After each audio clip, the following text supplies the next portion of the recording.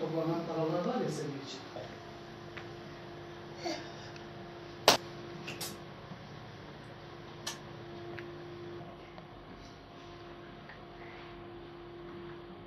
Beyoğlu'nda ikamet eden ve yine kendi mahallesinde ikamet eden bir gönüllümüzün vesilesiyle tanıştığımız ailemize, eşi uzun zamandır tedavi gördüğü için çalışamadığından evin hiçbir şekilde bir gelir kaynağı yok.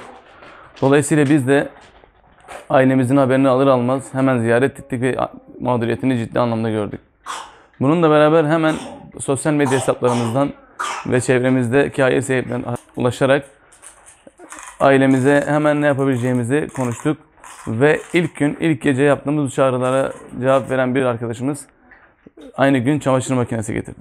Akabinde ilerleyen birkaç gün içerisinde bir hayırseverimiz yine kendi evinde kullandığı 01 buzdolabı getirdi.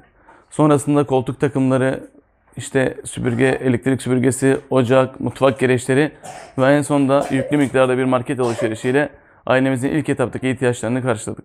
Ailemizin hiçbir şekilde bir gelir kaynağı yok. Çünkü eşi uzun bir süredir tedavi görüyor ve hala tedavi görmekte. Takdir edersiniz ki yaptığınız yardımlar her ne kadar ilk etapta ihtiyaçlarını karşılamış olsa da ilerleyen süreçlerde gerek kira desteği, gerek evin masrafları, çocukların masrafları yine ihtiyaçları olacaktır. Dolayısıyla bu ve benzeri ailelere biz Umut Kervanı, Beyoğlu, Şişli ve Beşiktaş temsilcisi olarak el atmaya devam edeceğiz. Bunlar tabii ki sizlerin yardımıyla olacaktır. Dolayısıyla çağrımız olur ki bu mazlum aileleri, mağdur aileleri yalnız bırakmayın.